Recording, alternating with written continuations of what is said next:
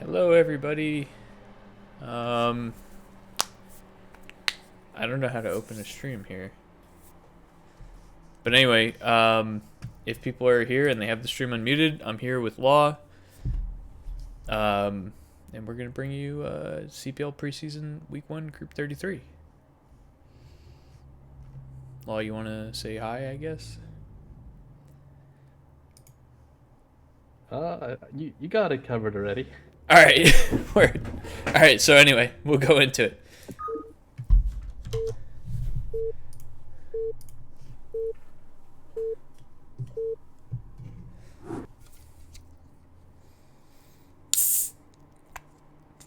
So, to begin game one, we have up in the top left, we have Atitusking, our yellow Protoss.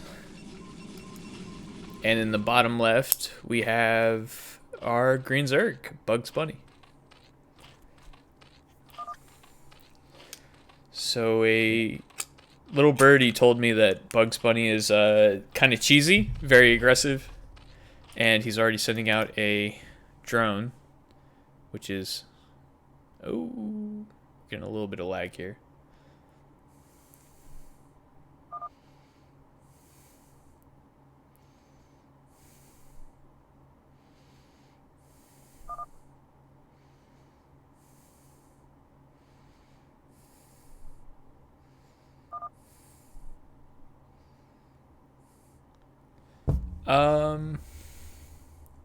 Sure, if you want to. Is it BNet or is it you? Do you know?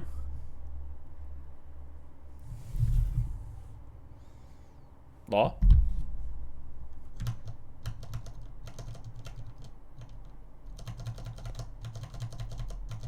Well, either way, we have a very early drone scout coming out here to the bottom right.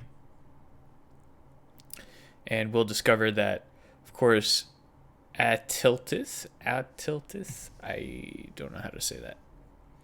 It's not here. Atitusking, very standard 8 pylon kind of deal. Atitusking, I believe, is what he goes by in CPL.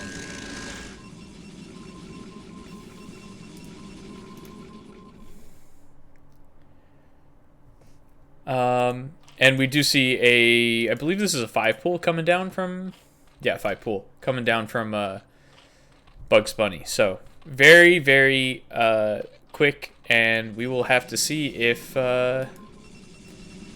Mr. Titus comes down and scouts this. He's sending down the probe to make the forge here. Or no, he's going Nexus first. 11 Nexus. Yeah, so I don't know that there's much to say here. I don't think you can have a cannon up in time against a 5 pool. Yeah, I mean, you're starting the cannon as the wings pop. I think this game one is kind of over, unfortunately. Which is a hell of a way to start everything off.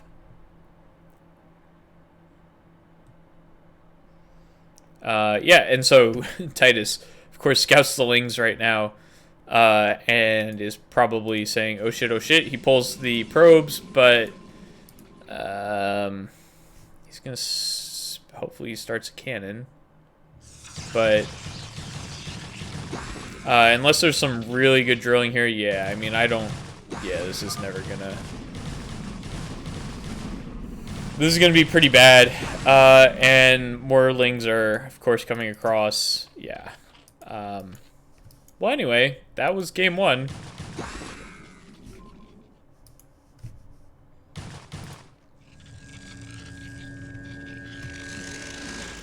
That is something.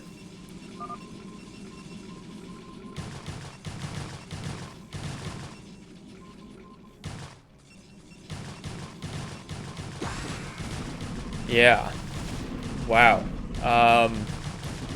Not much to say about that one.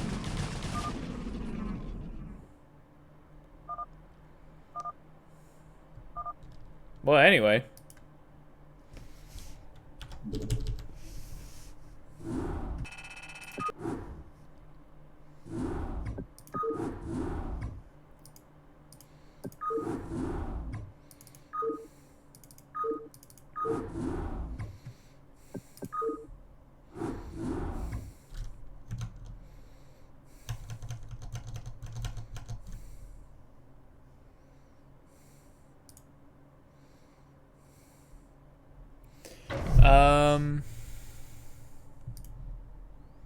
All right, Birdman, I'm back. You're back? I think it's fixed. Okay, cool. I think it's fixed. Fingers crossed. Did you see that last game?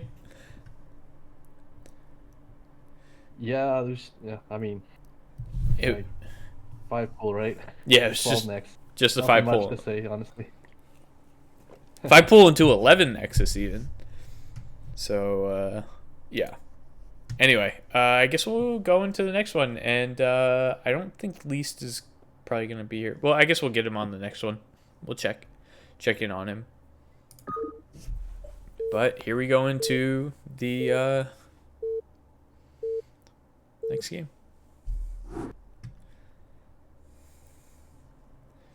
So again, we have in the top right, we have BugsBunny, our brown Zerg. And in the bottom left, do you want to introduce this player? Gnome. Gnome. Yeah. In the bottom left. Terran versus Zerg. Terran versus Zerg, cross spawns will hopefully give us a bit of a longer game than the last one, even if BugsBunny decides to start cheesing or doing a similar strategy to what he did last game. Yeah, unfortunately, I don't think we're going to get that longer game. Since BugsBunny, he is doing that 5-pull once more, so it's basically going to be decided, right? Like, he either wins, or George holds the lings, and he's basically infinity far ahead, so... Yeah, and it's kind of, I guess, sort of interesting to see what this holds out, like, towards the longer CPL season. You know, as you get deeper into the season, people start scouting your replays, and you become, you know, unfortunately a bit less of a valuable player as you get deeper into the season. But this is like group 33, so these are not low elo players, you know. So it'll be interesting to see like how that pans out, I guess. Yeah, I guess the brain play would be to, like, if you're Bugs, I guess, would be start going like 2 hatches before pool. So like everybody thinks that you know you're gonna cheese with like Zerglings or something like that, but then you go eco cheese. Yeah. I mean, I remember like late in the season well, I guess not last year, but last season, earlier this year, I had a Terran that I was playing against as Protoss, and here comes 6 lings coming out very quickly, and obviously they're gonna know that they have to go across the map, do this. Yeah, I just want to point out that like George he's going for like a factory build, and he's super greedy. He's even skipping the Marine, so this is like... Oh no! Yeah, so this is gonna be a pretty quick. And his SCV isn't even gonna see the ling, so he's not even gonna be able to start the Marine until the lings are in his base. Yeah, I mean, Marines are pretty beefy, so if you have really good Marine drill micros, you could possibly survive this, but it's a really tall task. Yeah, I mean, this is, well, we'll see. 1 SCV's down, 2,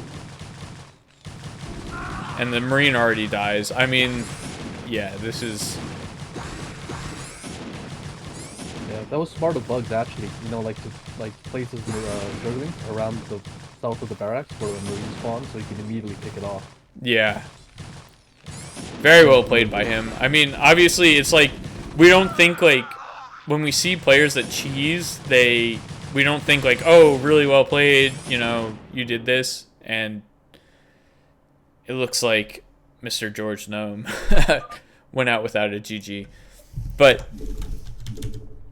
we don't think like, oh, you know, like it's such a great skill, it's like a build order win, you know, but those are like the little things when you continuously cheese or do this one build, then you like kind of know that build or that cheese, like, you know, tip to tail, you know, so you know to block that Marine getting out. And those are like the little parts where you can just kind of show that skill expression. Like, no, this isn't just a cheese. I know this thing inside and out. Let me see if LeaSt is around. Yeah. To add to that little thing you were talking about cheese.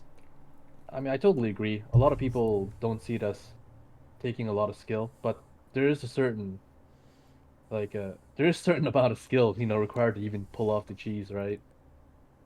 Yeah. And yeah, but the thing about cheeses is that while I do think that it is good to do some cheeses here and there, can definitely get you wins.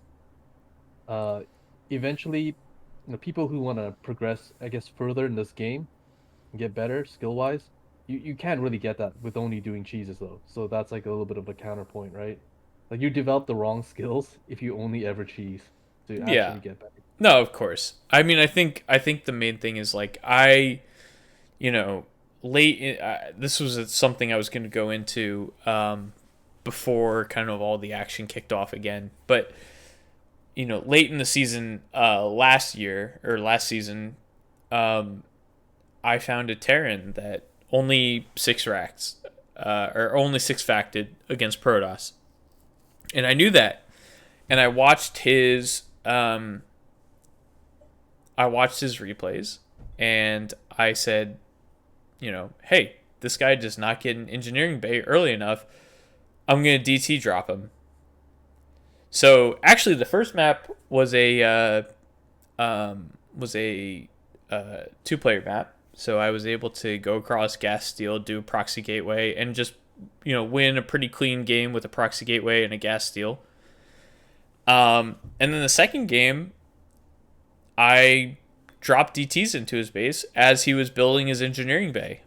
And I sniped the SEV, and it was kind of all she wrote from there. And when you have these like very predictable builds where they have their place in the metagame, but they're not, if it's all you know how to do, it becomes a little difficult to have longevity, I guess, in a league such as CPL, where your replays are public. People know your MO, right?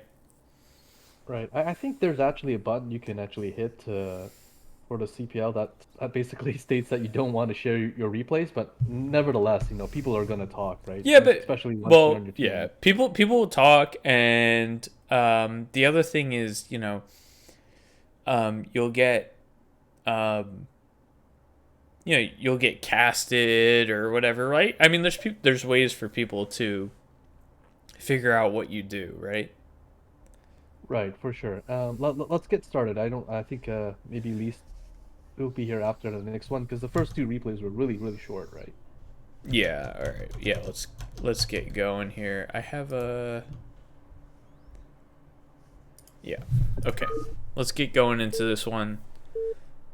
I actually don't even know what replay I loaded, but we're about to find out. In the top right, we have our blue Terran, George Gnome.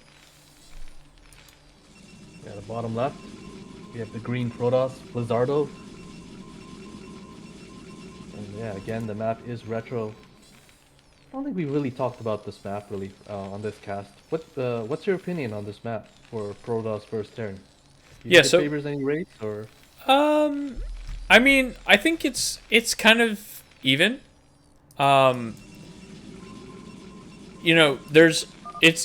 It's fairly open, but you have a lot of those like you have the side bases, the mid bases, with a lot of choke points that provide a lot of opportunity for Terran once they take them to hold them, which is a big thing for Terran, right? Once they take their bases, if they get busted, Terran basically loses. Terran is very deliberate with how they take their bases in this matchup. So, that's kind of the main thing, is take your bases when you can and don't lose it. Whereas with Protoss, it's kind of expand as fast as you can, and every once in a while, you might lose a base, but sometimes it's worth it. Right. I actually think that this base is, sorry, this map is a little bit Terran favored because it's really easy to secure your third. It's almost like that really old map, Fighting Spirit, right? Where you can basically supply block your third, the ramp. So it only leaves you one choke you really have to hold. But putting the map aside, I was looking at Terran build and I saw that he did a 10-10-10 build. So we're definitely going to see some early game aggression coming out of our Terran here. And going to the Protoss, fairly standard, right? I think he misclicked his probe though. And he's getting it going now. Yeah, and it's kind of crucial as Protoss to scout this kind of early, so you know what your opponent is going. So that missed scout might cost the Protoss, really crucial information because the Marine is going to be out already, right? Yeah. Yeah, I mean, obviously, you take your guesses early. You're getting a very quick factory. I would expect to see, like, some kind of, like, 2-fact off this. I would guess. I don't think it's a two-fact. I saw him, like, build, like, a 10 supply, 10 barracks at the same time, and then refinery. So that for Terran, that's known as a 10-10 build. And you usually do some aggression off it. I think the classic 10-10 is, like, 2 tanks, and then like 5 or 6 Marines, and you rally Vulture. But you can also do like a strong FD push off it. Oh, and he sneaks the probe in there. The Marine Yeah, was moving. That was well done by Flizzardo. A little bit of a mistake from our Terran player here. A pylon going down, so this will delay the add-on in just a little bit. A little bit annoying, not too big of a deal. So, But I also Squad. yeah, could you repeat what you said there? Because I didn't like fully process it. You said like you're gonna build like about like 2 tanks and a couple of Marines, and you're gonna push with this kind of build. Yeah, the classic 10-10 build, if I recall correctly, is it's two tanks. But I mean, I'll try to explain it later. He's obviously not doing it anymore. Might be because of the pylon. So we have Zealot in the Terran main. However, Terran already has a Vulture and 3 Marines out. Looks like he's not going to get any value from this Zealot. Yeah, Really, no. really bad for Protoss. And another big thing is that he lets the pylon complete. So this is 100 minnows, which is basically down the drain. Yeah, so he's getting range. I think he has the right read here, but I mean, well, Terran's starting a command center early, so maybe not. Yeah, like you never want to have Terran start their expansion faster than Protoss. I mean that's a huge advantage for Terran. Yeah, looks like Terran isn't gonna do 10-10 push. He just opened like that. So Right. no bunker from the Terran, but he is getting 4th Marine. So 4 Marines can actually fight off 1 Dragoon. Actually 3 Marines can fight off 1 Dragoon. So you want to be careful because once range kicks in, I mean the Dragoons can endlessly kite and kill the Marines. Nice pick off there from the Vulture, killing that probe. I don't know if it was going down for expansion or what, but... Yeah, it was kind of a weird, maybe misclick.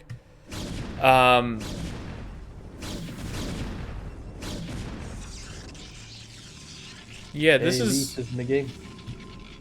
LeaSt in the chat. Yeah, I mean, suffering, yeah, damage like this when your opponent already has the command center up earlier than you is just awful. And so he's finally starting the Nexus, but I mean the Terran command center is already done, so he's already three workers ahead, and he's probably gonna end up another like 4 or 5 workers ahead. So we're looking at, you know, maybe an 8 worker lead for the Terran, which is going to be pretty awful here. Now, the only saving grace is that range is already done, so if these Dragoons walk across the map, they can maybe get a little bit of pressure on, but I don't know that he has that read that, like, you know, mines are not done yet, that he can already get across, but no, he's walking out. Okay. I just wanted to point out that there actually was a Vulture in Flizzardo's main, and it did get 3 kills. Like earlier on, while all the action was going on, so that again like helps to tip the worker scale in Georgia's favor. Yeah, no, exactly, yeah. 2 Dragoons coming across the map, but Siege Tank already out, so these goons should not be able to do much damage. And look at this, the Terran has made 5 Marines, okay? He's getting 2 shots. building tanks out of his factory, so this kind of like signals to me that he's trying to go for some kind of push. 6 Marines actually. Yeah, and so he loses a Marine there, and I think when you see that, the Marine getting lost, the other Marine getting lost, I think now you have to know. And so we'll see. I mean, this Flizzardo is dropping 3 more gateways in response to this, and clearly knows something is up. But I mean, with that vulture damage earlier on, I think you're already so far behind. I think this is just like a correct play from George Gnome, and unless you get that third up very, very, very quickly right now, you're going to be in a very bad spot as Flizzardo. Even if you hold the push. Yes, well, I mean, I guess it really depends, right, on how well you hold the push. I mean, this blind 4-gate is actually not that bad of a response against what Flizzardo, or sorry, George is doing. If he's gonna push anyway, I mean, if he's pushing, he should probably go like now, right? Yeah, I mean, especially while all the Dragoons are on the other side of the map. Right, but well, what I was trying to say is that if the Terran does push, see, he's already made 6 Marines now. Again, he's making even more Marines. If he does push with this force, and the Protoss just crushes it, the game is actually pretty even, because then the Protoss can basically just, like, take 2 expansions. There's no more pushing potential with the Terran once the tanks are dead, right?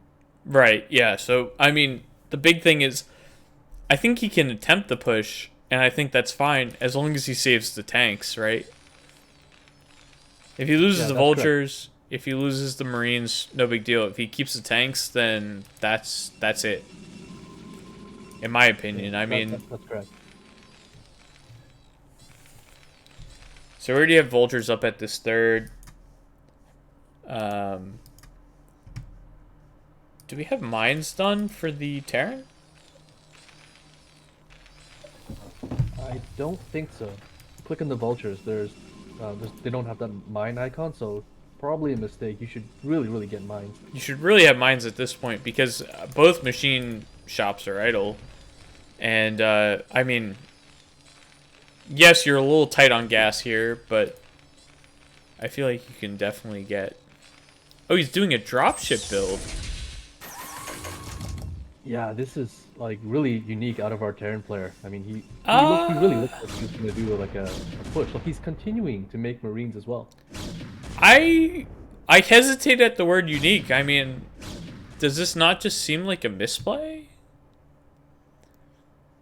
I mean, I personally, because I'm a Terran player, I don't really agree with this build, but I mean, let's see if he can make something happen, right? I mean, for sure. I mean, because this seems a little bit like, almost like, you know, in PvZ, because I'm a Protoss player, obviously, you have a lot of cases where, like,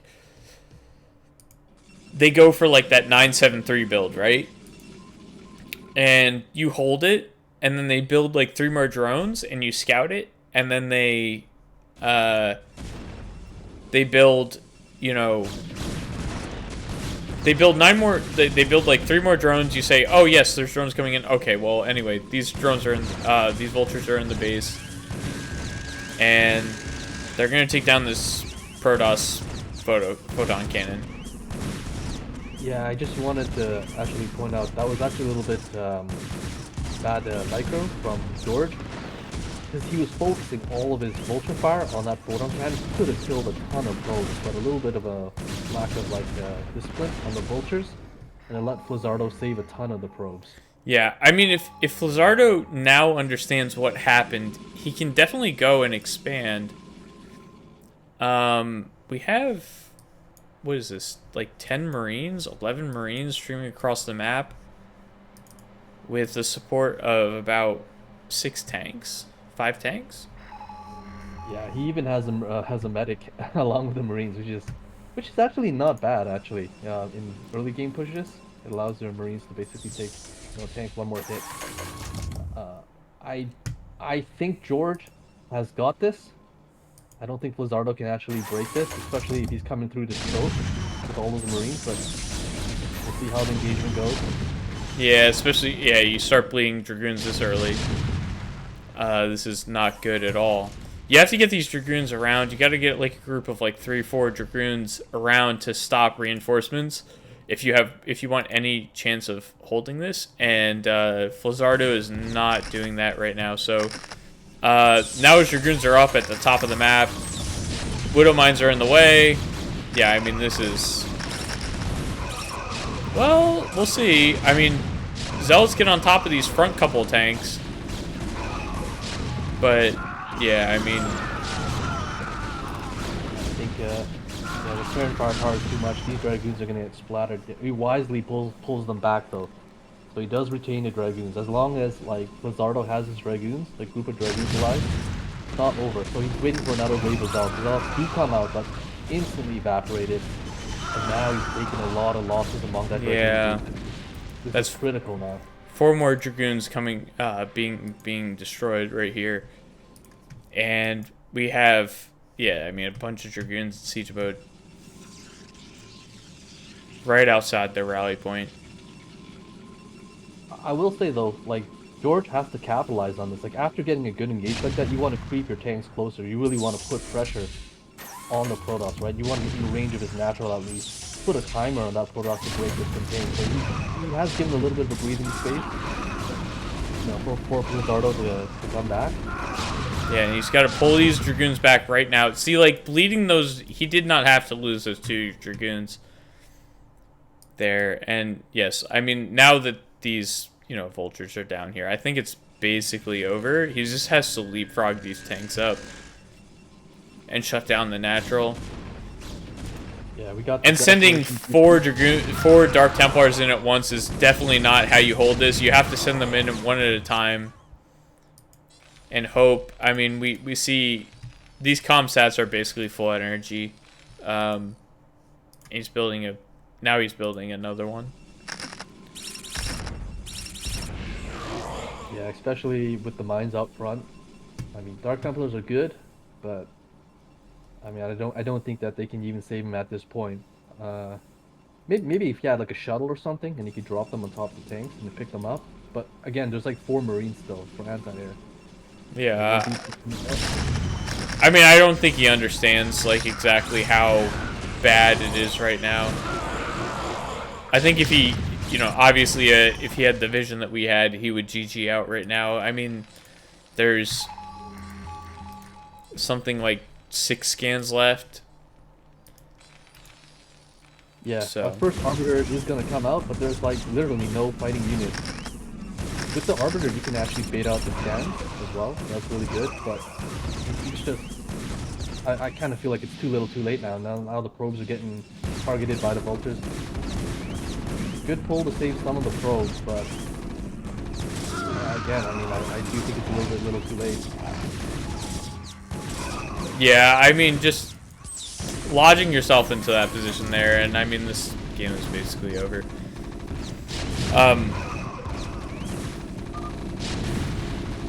GG comes up and Flizzardo's good. Well played by George. I mean, shows that you don't have to have like a super common build. I mean, he had a little bit of a, let's say, a little bit of a, again, a unique build, but he still won with it. So, good play. Yeah, he had I'll say an interesting build, and I think if Flizzardo was like maybe a little more deliberate with his scouting, it might have been I don't know what to say, like closer, I guess, right? He might have been a little bit more able to hold that, but it was very, I don't know. Very. I think what you said earlier was actually correct.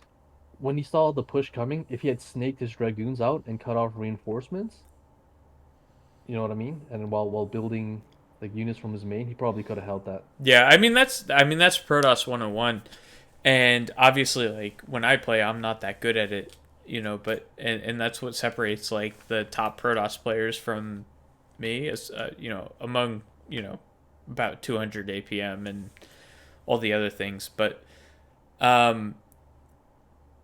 you know, when we look at what top pro DOS players do is they get out when they see these Terran pushes coming. They see about they snake out about like 4 to 5 Dragoons, because you know 4 Dragoons will 2-shot a tank, and they'll get them out and they'll stop Terran reinforcements. And Terran it's very similar with SC1 and SC2. Their pushes very much rely on rallied reinforcements. So you really have to stop the reinforcements if you have any chance of stopping that. But I apologize. I do have to step away for a bathroom break, but I will be back in about like 1 minute, 2 minutes.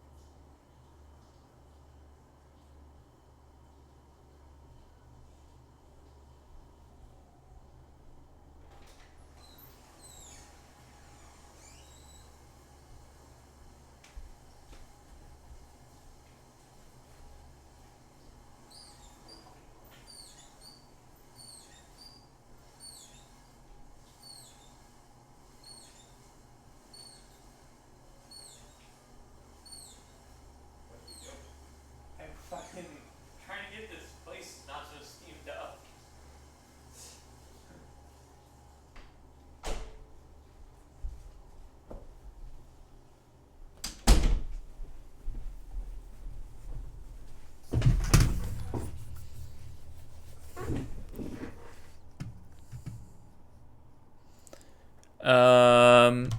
All right, I'm back.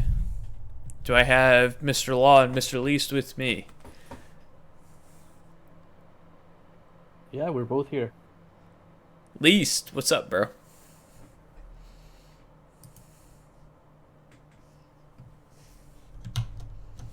Hello?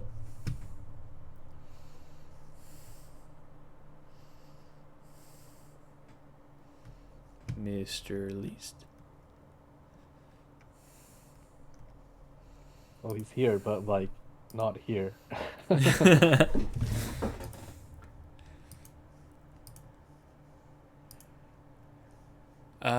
Do we wait a couple seconds for him, I guess?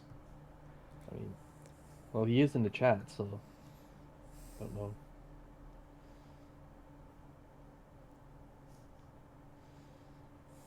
You know what? Just start, and then. Yeah, maybe you have to restart Discord there, at least, or something. Yeah, well, let's see. Can you hear me this time? Yeah. All right, word. Okay, weird, but okay, sick. Cool. All right, so anyway, we're getting into our next game on Retro 1.2.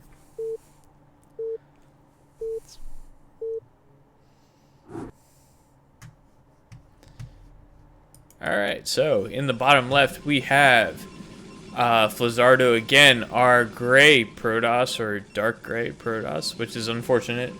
for my overlay, but that's fine. In the bottom right, does someone want to introduce our blue Zerg? Our red Zerg in the bottom right is JustDale. Oh yeah, you're right. How do I make them how do I make them blue and red? My bad. Wait, hold on. No, you're right. Sorry, I didn't realize I had that on. Our blue Zerg is JustDale. That's my bad. Yeah, but I should have them maybe as blue and red. Just hold shift and tab. Shift and tab. All right, yeah. So I don't know. Do you guys want to do red and blue, or do you guys want to do? Let's do red and blue. All right. Yeah. Let's do red and blue, the classics. All right, before we get too deep into this game, guys.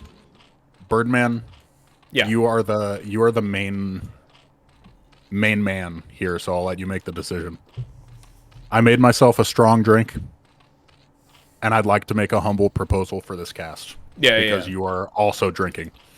I propose you throw, we drink type scenario where for every clear misplay, we drink. I mean, what do you think about that? Is that crazy? Is that out of pocket here? I'm all right with that. I do have my little flask of Jack Daniels here, so Let's go. for any clear misplay, yes, we will will drink. Hell yeah. Okay, so it looks like, guys, we got a little overpool action here from JustDale, and we got a little gate FE from Flizzardo. I don't know how much of the Flizzardo games you guys have casted. What I seem to remember of him is he is a unique player, as you guys said about the last game. He's got a little bit of a weird stuff going on sometimes, so we'll see what he does here. But yeah, I believe last game he just got hit by a Terran timing attack. It was like a kind of like 6-fact or 5-fact kind of thing. I don't remember the specifics. Disclaimer: I'm drinking, but he just kind of misplayed it a little bit. He didn't move his dragoons quite as I thought he should. But either way, he's sending a zealot out early. He sees 6 zerglings, or 4 zerglings, I should say, and he is still walking his zealot into the main. But a little bit. Sorry, no, go ahead. I mean, I was just gonna say he should know that, kind of what's going on at this point. And yeah, obviously he's walking his zealot back. He's gonna drop the forge right now, and I think this is kind of just gonna be like a par for the course overpool opening for Zerg. Yeah, I just wanted to point out that it's a little bit unfortunate that the Protoss did lose that probe early on, and I felt like just something on this map you can actually do in these spawns is he could have sent the second zealot and held that wrap at 6 o'clock. That would have actually stopped like the little bit of ling harass. The Zerg has to go around, but it's not that big of a deal. great ling harass here from JustDale. Great. Oh, is he gonna sneak through? Oh my gosh. I thought for sure when I first saw the lings coming in general, I thought for sure he was going to just run right by, and that's the most irritating thing for sure as a Protoss player. Yeah, exactly. And I don't know that Flizzardo, he just seems to not have like the APM to like deal with this. But maybe JustDale is just not quite confident enough, and the cannon gets up, and now there's 4 zealots out. I think that we're in a pretty stabilized spot here.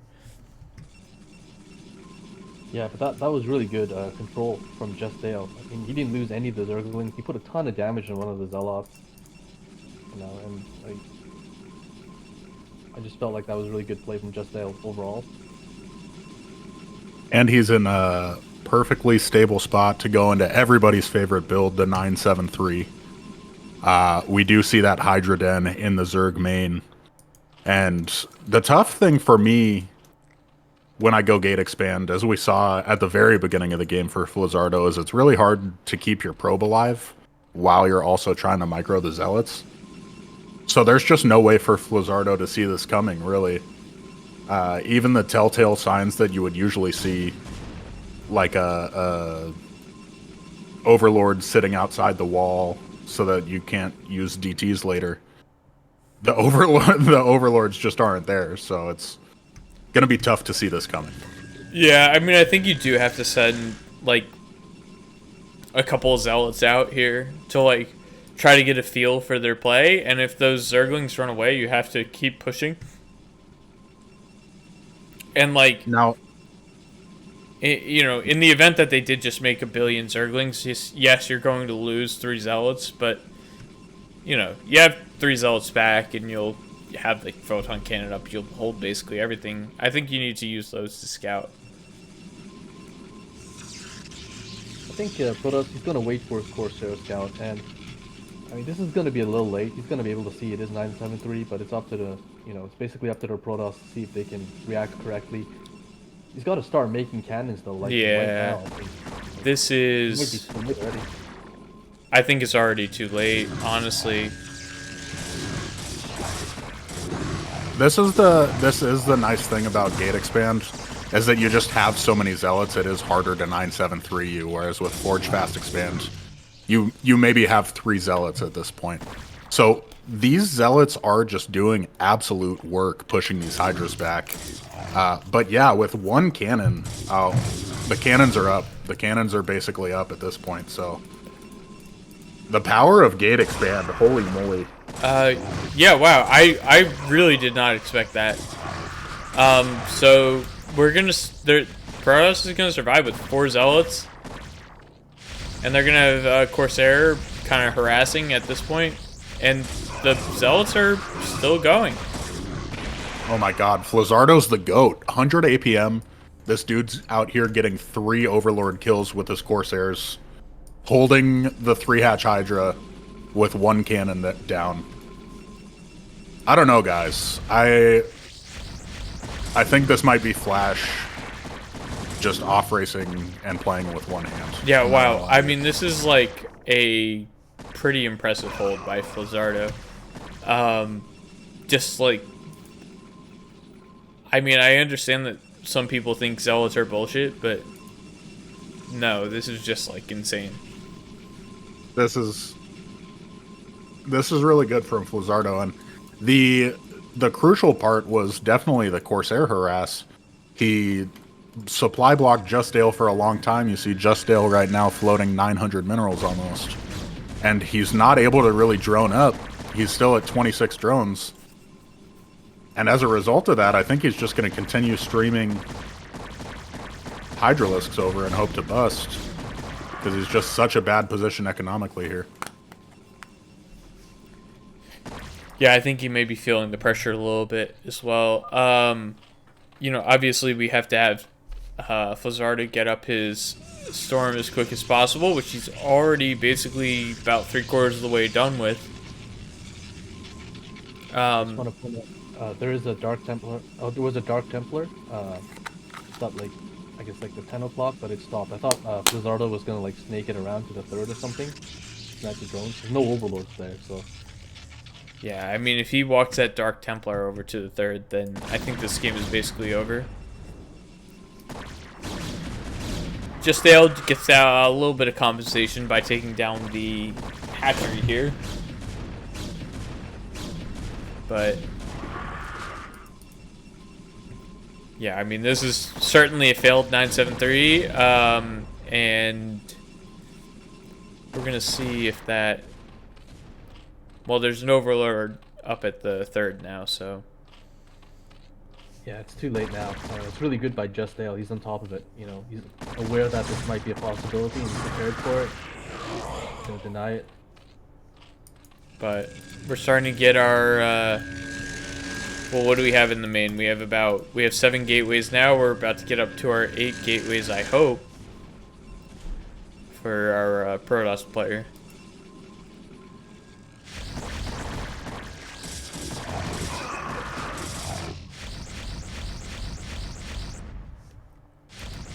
And Flizzardo really doing a good job leveraging his Zealots. Not only Pushing the Hydralisk back, although he does end up losing these as the reinforcements come. But he does get at least an Overlord kill in compensation. Yeah, I mean, I think he's done a very good job. The one thing I need to see is for him to break out with Storm and Zealots, because he definitely can, and he has to get up that third base if he's not going to push. Yeah, did he not get Storm? Why is this Archon here? He does have Storm. I know he has Storm finished. Oh, yeah, because they just... yeah. Okay, so he does have his 8 gateways up. He's making a bunch of Zealots. He's got his Robo down. I feel like he should be jumping out to a supply lead, but he's just kind of not. Eventually, once we see the 6 Storm go down... Oh my god. Yeah. Okay. I'm drinking to that one. Good job, Mike. Not really a throw, but 6 Storm by Flizzardo. Yeah, I'll take a shot for that.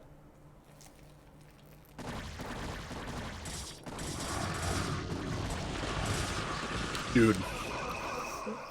Flizzardo getting all of his own Zealots there, but still, the damage is done. Like, with 31... With 31 drones, it's really, really hard to just get that critical mass of Hydras, and then you have to keep dodging Storm and all that. It's going to be tough for JustDale. Yeah, I mean, we see in the bottom right, we see these Hydras. But, you know, the thing with Archons, especially in this matchup, is generally Archons are... generally Archons are High Templars that have already gotten their value, right? So you're not too worried about losing Archons. Yeah, I like what I like what he's doing with morphing the used Templars into Archons in general. I think after a 973 specifically, it's a little bit tough because you want to try and be putting on continuous pressure to keep them from redroning.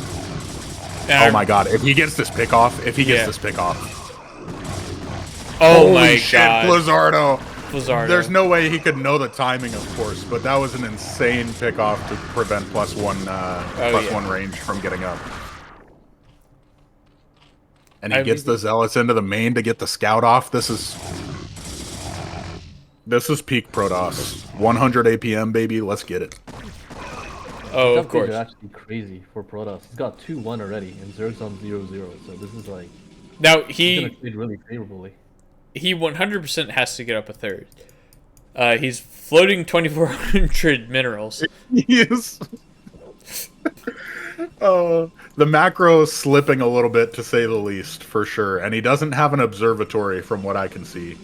So if we see some lurkers starting to hatch here for JustDale... Yeah, does he have lurkers? Does he have lurker aspect? He's got some lurkers morphing in the middle of the map. I'm not sure why he's morphing them there instead of at home. This third base from JustDale has nothing added, and all of a sudden there's 12. There's a bunch of Zealots. I don't know if it's 12. Pulling the drones. Okay, good job. Actually, I think it's 10, but yeah. Actually? As soon as I said 12, I was like, fuck, there's not actually 12. But no. But now he knows. Now he sees the lurkers, and he has to get out there and build a third. He really does. He can't, you know, obviously let this... I mean, even with all the damage he's done, there's a 4th up for Zerg. And I think, you know... I mean, at this point, you know, 4 base Zerg versus 2 base Protoss, you could basically just build Hydras, not care, A-move, and win. And with these lurkers and no obs on the map as of yet, it's really, especially with no Dragoon Force to speak of, Zerg could just drone forever. And then, of course, when Zerg gets 60, 70 drones... It's just so hard to win as Protoss. There's not really a great option. Yeah, I mean, I think he's falling to the I'm so far ahead fallacy, right? You know, like, you know, he thinks he's so far ahead that he can just send zealots across the map and his opponent will GG, but if he doesn't have detection, and if he doesn't have a third, and if he doesn't have dragoons with range, and if he doesn't have, you know, all these things that you really need to beat Zerg in, like, the middle game, it doesn't matter that he's so far ahead. Yeah, he is, but,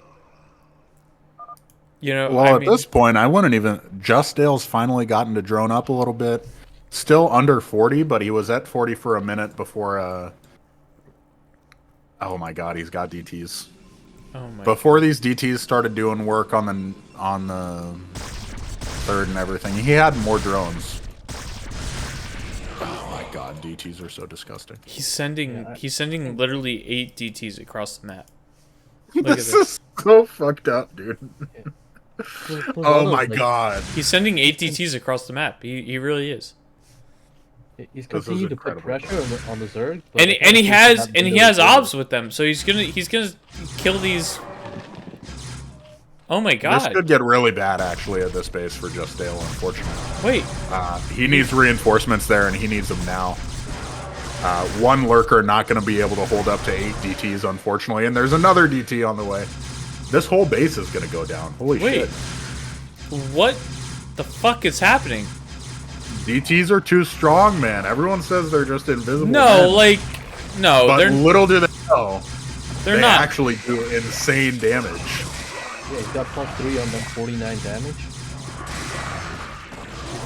But now- There just wasn't very many lurkers there, right? There was 4 lurkers, which is great, but DTs kill everything so fast that they didn't have enough time to take them down.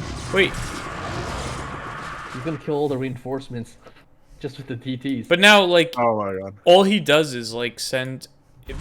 Does he know about this top right base? Probably doesn't know that. If he knew about it, bro, that base would be dead. He would just send like 3 DTs up there and kill the spore and then kill everything. The crazy thing is, it doesn't seem like he has any intentions of taking a third base, or even making dragoons for that matter. It looks like all he wants to do is continue building DTs, and see what happens. I mean, so if JustDale is even able to retake his third base and put a bunch of lurkers and hydras there, I think JustDale's still in a okay spot regardless of the supply differential. I mean, I think obviously, I think honestly, if he even stays on 3 base, because he's not going to mine out of this third for a very long time, and he's already mined, you know, I mean, his natural third for not very much, but more than what that hatchery was worth. Yeah, and I love what he's doing here, actually. Honestly, just getting a shit ton of static defense gives a player like Flizzardo so much trouble, because they just want to be aggressive and in your face. And when there's a spore colony and 4 Sunkens, you're just not going to be able to get through that. He could have a real army, like a real Dragoon High Templar Zealot army, and he's not going to be able to bust that. Yeah. Especially if some lurkers get in here. But if So this but could be tough. if you think of all of like the resources that he's dumped into DTs and all that, I mean, he could just have like a High Templar Dragoon army that would just bust the natural. And now he's headed up to the I mean, what is this? This is 4 Sunkens about to be. Yeah, I mean, this is just like insane. Oh my God, he just fucking does this shit. This is so tilted. Wait, but he's about to bust it. He's just fucking got enough shit. I mean, I shouldn't have said anything. That's on me, guys. That's my bad. Gonna get the hack for a while. At least in this situation, we've got that off-center hatchery, so theoretically he could keep mining from this base. He just really needed those lurkers here to begin with. The lurkers, of course, would have chewed up the army. And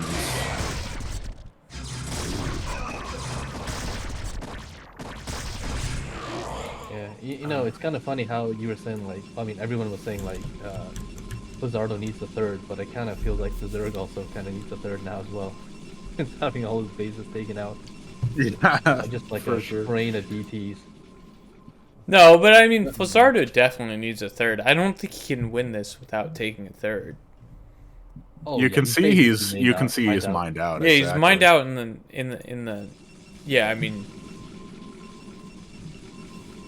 does he not realize this? Like, No, this is just Flizzardo, my guy. This is truly the kind of derangement I was coming to expect. When I saw that he was in this group, like just making endless streams of DTs and just using the insane damage output. I mean, It's beautiful. And in a dumb as hell way, it's extremely beautiful. I mean, he's definitely like made me a believer in DTs. I won't lie, but Yeah, but now that he's got lurkers and a spore up, plus a couple sunken colonies coming online, he is mining exactly 0 minerals. Flizzardo. yeah, the game is pretty much JustDale's at this point. I would be shocked if Flizzardo was able to turn this around, because these positions are just getting more and more unbreakable. And like we have pointed out, the Zerg is mining off 3 bases and Flizzardo's mining off 0 bases. He's long distance mining and now throwing down a Nexus. I love it. He said, "Oh yeah, I kind of need to mine the minerals."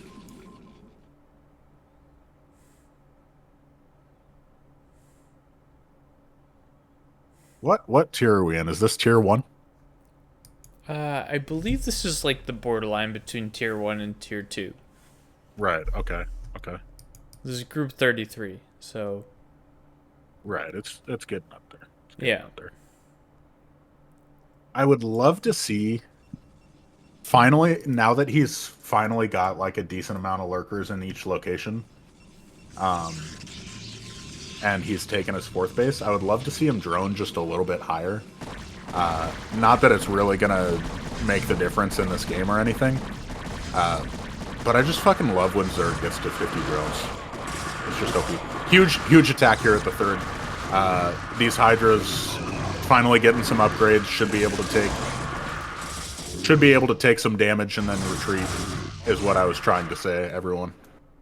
Yeah, actually, this was a bit of a mistake from JustDale. He was targeting the Nexus with all his Hydras, which allowed a Protoss to kill a ton of his Hydras. It almost felt like if he just A-moved, he might have been able to clean up that Protoss army.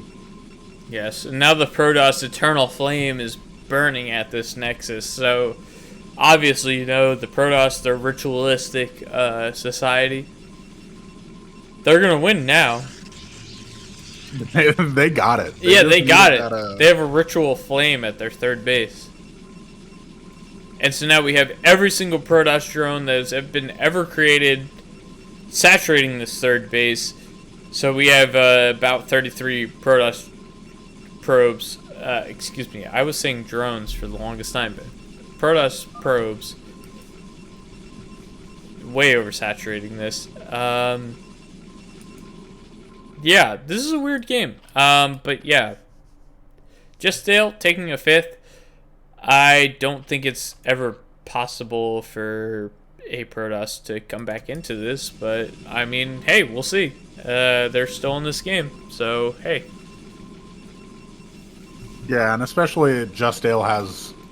I was a little concerned for a second that JustDale didn't have Overlord speed somehow, which would obviously kind of make it impossible to ever attack against DTs, but he's got the Overlord speed, a 20 supply differential going on 30 supply differential. Pretty tough to overcome as a Protoss player. They're good storms though, keeping the Zerg back, but you know, it's just a matter of time before he's gonna get overrun. So many lurkers being north now.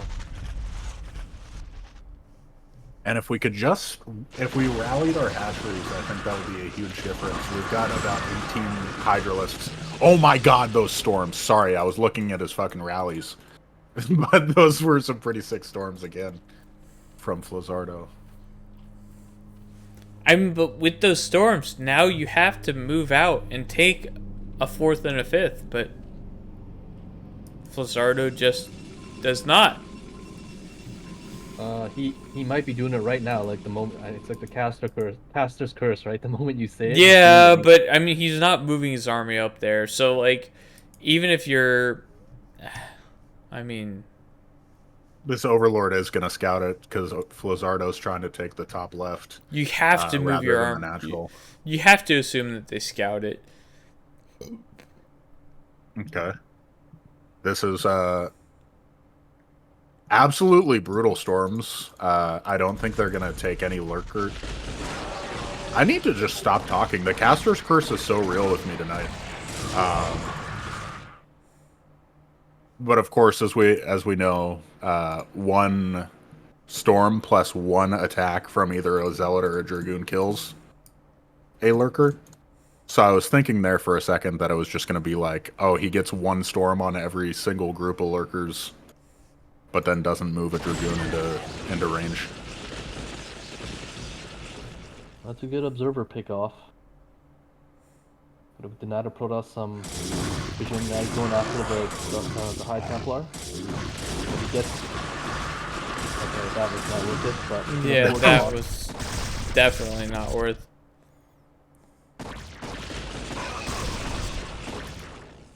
Thing is, JustDale can afford these trades, right? Well, Flizzardo cannot. Yeah, and so I mean, we didn't catch this, but up at the top left, JustDale sent 2 Hydras to pick off the drone or the probe that was trying to create the 4th base. So I mean, yeah, I mean, there's just so much map control for Zerg at this point. I don't think that you ever break out of this. And now we have Scourge coming up here to snipe the Overlords, snipe the observers. I kind of feel like Flizzardo should try to take a sneaky base at 12 or, something like that. Yeah, so that's Overlord coverage to see all the bases, so. He definitely needs something to get him going here, and really, he just needs those dragoons, man. There's too many lurkers at this point in the game to just have this straight melee army like this. And storms are always good, don't get me wrong. Storms are going to get you a lot of value no matter what, but if storms are the only ranged attack that you have, you're just never going to be able to bust any position that Zerg has.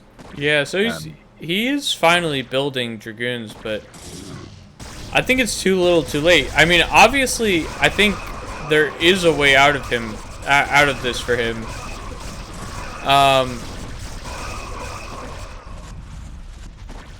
You know, JustDale is not covering the top left of the map.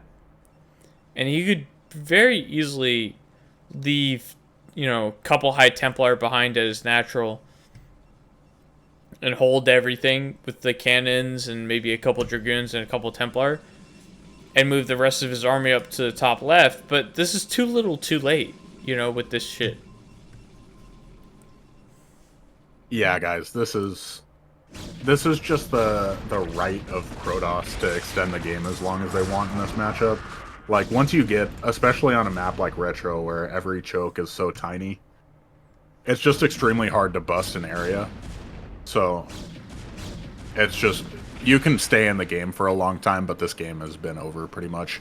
Also, I'd like to note I am going to drink for that engage by Flizzardo on account of running all of his Zealots into Lurkers before the Dragoons even get a chance to attack. Alright, I will note that I am out of whiskey at that point, but... Actually, no, wait, shit. I have another bottle of whiskey. No shit, let's go. This looks like the last attack from Protoss. Those are amazing storms, though. Just blanketing the Zerg army. There's just too much Zerg. It's like something out of the box right now. Endless waves of Zerg, and Dale's gonna clean up that last Protoss army, and I think with Flizzardo losing that army, I think it's like actually 100% over now. Yeah, Yeah. I just don't see how he can even hold his third at this point if JustDale decides to counterattack. And he's only got 200 minerals. He's down 20 supply, but he's not even going to be able to remake his army. He just doesn't have the money. Well, I mean, he has 3 cannons. You never know. You never know. Cannons, famously, pretty good against Hydralisks. These lurkers are going to get massacred, which is unfortunate. No? Okay, they're fast. I don't know why you had me on, Birdman. I'm kind of a dog shit caster, to be honest with you, brother. Bro. I say shit, and then the opposite thing happens, and then I'm like, well, LeaSt. I guess that. Brother. I am drunk. Like, do you understand this shit? Okay, we get a small task force coming in to try and take out these cannons. And they take out 1 single cannon. Oh my god! Let's go. Flizzardo somehow. Flizzardo holding off with only 2 Holding cannons left. And now he moves his entire army down to the south middle side of the map.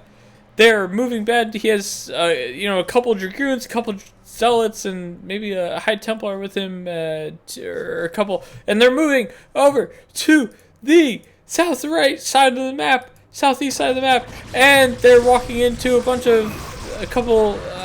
And then they walk away. I'm sorry. I'm trying to make this hype. No, this is hype. I'm loving this right now. We do have so many zealots. Zealots attack in, but they get assaulted sexually by the lurkers, and now everybody says, okay, let's not do that. Oh, but then they move back in, and there's more lurkers there now, so they walk away. Huge counterattack though. Left-hand side base, last mining place. And I was completely missed that because I'm drunk and an idiot. But yes, thank you, love. His 6 o'clock is almost halfway done, so he can hold that. He'll have 1 more mining base again.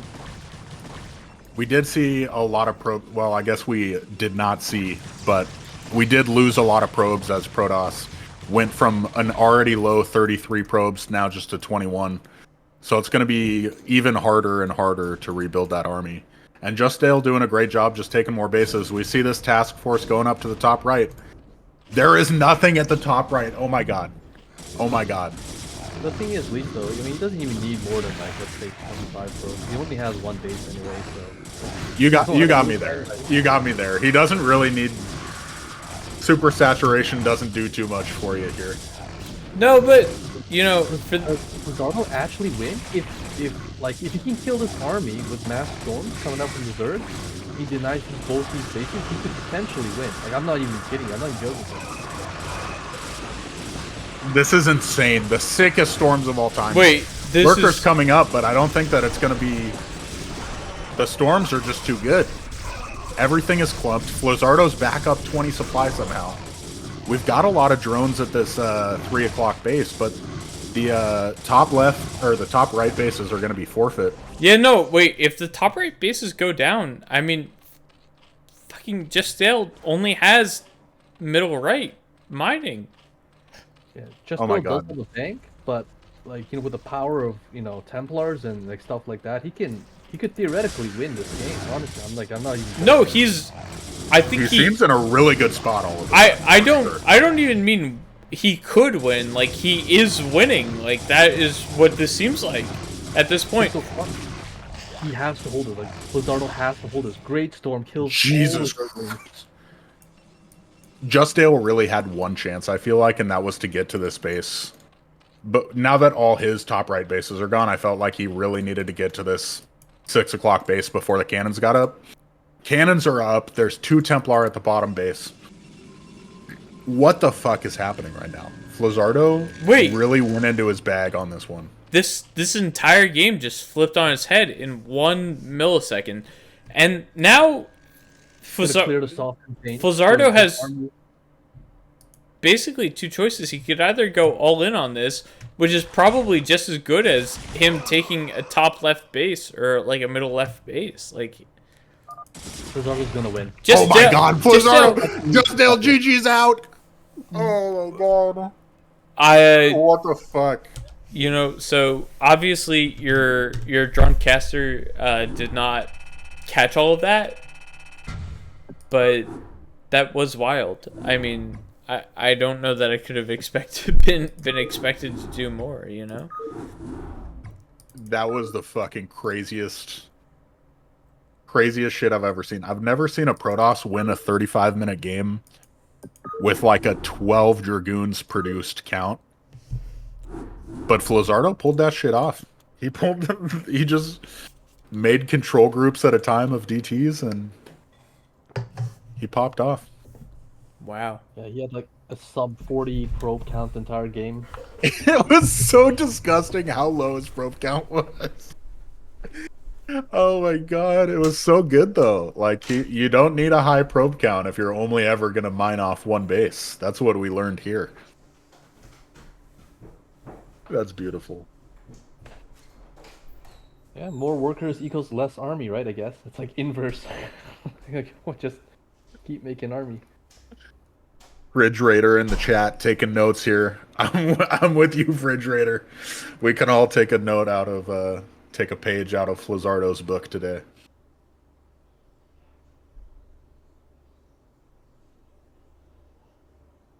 Who we got in this next game, Birdman?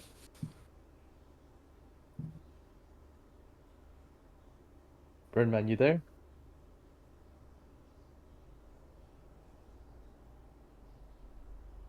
All right, I think our boy Birdman is AFK. Law, you're a good player, so I can appreciate your input here. What the fuck? Oh. Where do you think from a analytical perspective, where did that game go wrong for JustDale? I think the biggest thing is that JustDale, he just didn't really stabilize correctly. But in his defense though, I've never seen a Protoss like just continuously stream small groups of army like to different like to different parts of the Zerg's base. Yeah. So that kind of like threw him off. But honestly, all JustDale had to do was turtle. Right, like just not take damage from this, and he basically would have won. And in fact, that's what he kind of did. Like he did stabilize, and then I don't know, it just got weird. I guess. I mean, It got so fucking, and really, I'm so with you. If I don't even know if he had to like turtle per se, but if you just put 4 lurkers at the natural and then at the top right natural, yeah, the game would have been done. He lost. He didn't have anything at his top right bases, which were his only remaining mining bases. And then once he lost those because he didn't have any army there, it was over. All right, guys, I'm back. I apologize for that. Dude, we were worried about you. Oh. I thought you passed out drunk, and so did the chat. No. I haven't been reading the chat, unfortunately, but MLG Airhorn, we got Disataco in there, and Fridge, which I believe is our caster, but so basically the entire thing is AstroTurfed. We have Fridge in there, and then we have one other guy in there, which we appreciate you, other guy. But we're gonna get into this next we're going to get into this next match. So I had a couple of stories prepared because I thought we were going to see some TVTs, but we have not seen any TVTs in here. Anyway, in the top right, we have our blue Protoss, Atitus.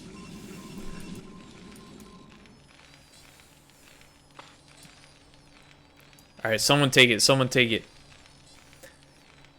In the bottom left, we have our red Terran hero. It's George Gnome. Word. So we're really good radio voice, by the way. LeaSt. Yeah, you like that? All right. So leaning in real close to the mic. So George Gnome. Can I give you guys some of my stories that I had prepared for this while we're in our downtime? Hit us. So I'm ready. Last week I was in Vegas. I was in Las Vegas, and I was going on a trip. So basically, when I graduated college back in 2019,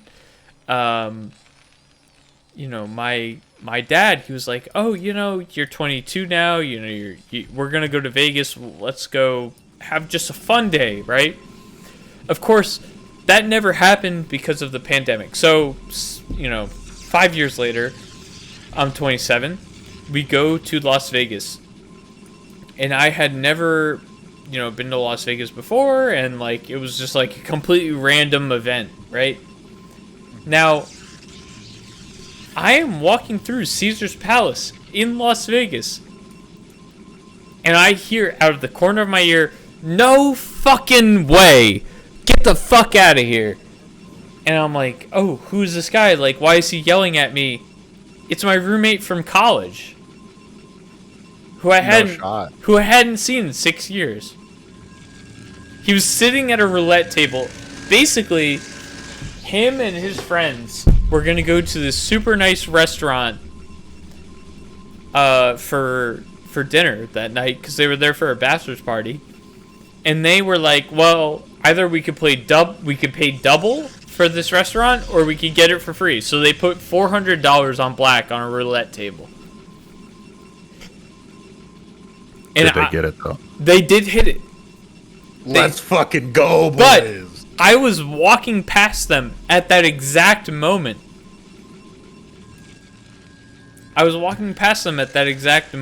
And you know,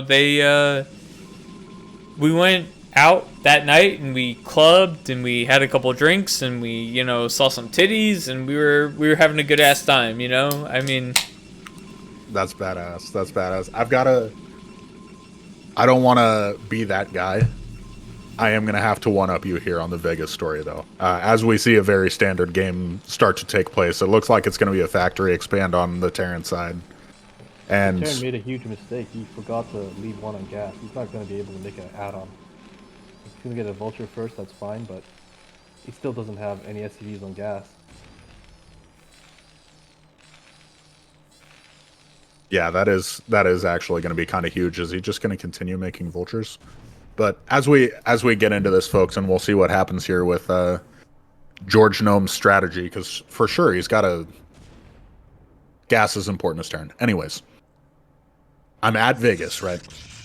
And unfortunately, because I'm a degenerate, opposite of our boy Birdman here, it's like my third time going, and I'm like 24.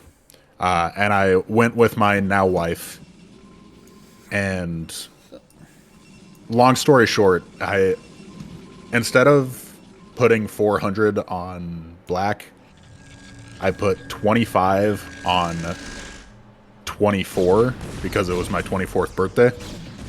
Hit it twice and walk out with like $2,000. It was incredible. Craziest shit in my life. Never happened again. And then I've lost so much money on roulette just putting it all on fucking one number.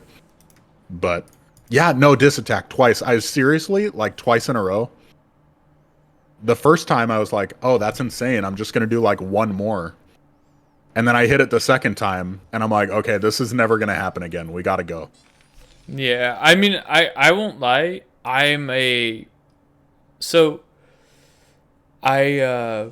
go to Vegas and when I gamble, I'm a decent poker player and I'm a very decent card counter. So like I enjoy counting cards, but I don't do it professionally. But basically, you know, I am able to and we'll see. Okay, so hold on, George. No, better fucking repair that bunker, dude. Okay, yeah, please continue though. So when I go to Vegas, you know, I'm a profitable card counter, so like I will be able to count cards and make money off that. But I also enjoy playing poker. Last time I went to Vegas, you know, just a couple months ago, a couple days ago, I was in Vegas. I had kings. And we went to the flop, and it was like 9-7-3, right, or some shit like that. Nice. And I was like, all right, cool, I'm ahead of here. So I bet $25 into that flop because it was like a 5-10, it was a 2-5 game, so the pot was like whatever. So I bet like about like a half pot. I bet that shit. This other lady at the table bet me. She raised it. Min raised it to about to the min raise. So she bet it $50. So I'm like, there's 100% a value raise, and she has a set. Dude, so you just hard read that she had a set because she min raised you. I We do see this medic marine push come out again from George Gnome. Saw that in the previous game. But does Altitus, does he have enough here? Let's find out. Got stim for the Marines too, which is kind of crazy.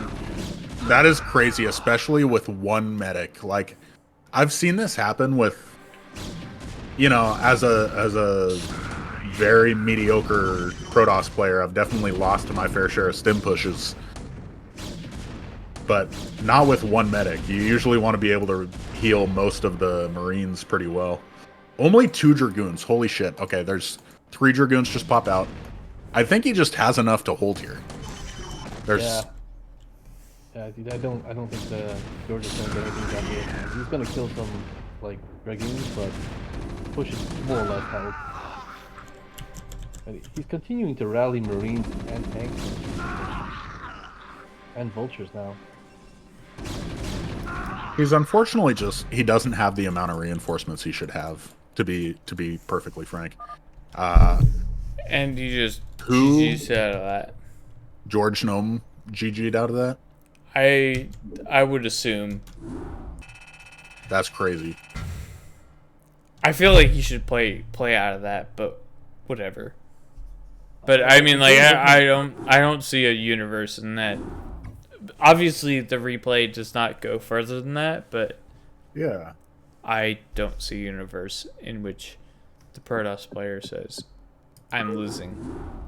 Yeah, no, I 100% agree with you, and I guess maybe George Gnome is just one of the types of players that's like, I'm gonna hit my timing, and if I lose, I lose, and if I win, I win. And Tiltus seemed to have held the timing, so felt a little abrupt for sure, especially as we all know Terran is I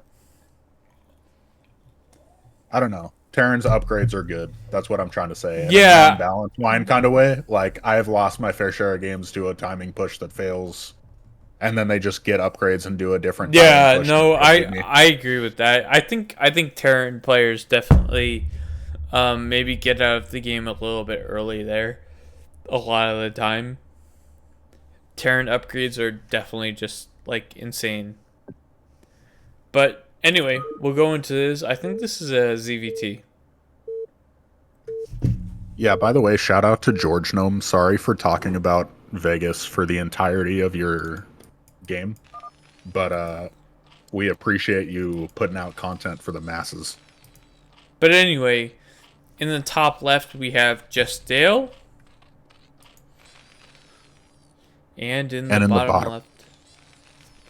Yeah, no. Oh my god, I'm sorry. No. George Gnome, bottom left. Yeah. To blue Terran. We've got George Gnome. George Gnome! America's hero. America's hero. The medic marine man. Now my question is, have we seen George Gnome play a TVZ yet? I think we did see him play one. I think he went. He was trying to. He's a factory guy, if I remember correctly. He tried to go factory. Yeah. But unfortunately, his opponent BugsBunny went 5-pool and just like steamrolled him. Oh, no shot. But I was just gonna say, it's like, it'd be super funny if, since he makes medic marine in versus Protoss, if he made tank vulture versus Zerg. So that works out kind of perfect. And JustDale has already not 4-pooled, so we're living the dream here. We have an overlord at 9, so Oh my god, we've got 2 more drones. We're gonna have a 3rd drone coming up. This is insane. So we're This gonna have is a 3rd drone, so we're gonna have a 12 hatch. Right here.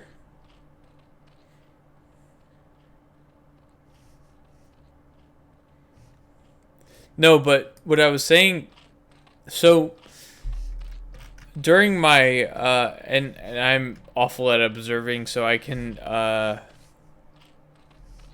so anyway, I'm showing that I zoom out. Yeah, you can see both Zerg's expansions. Anyway,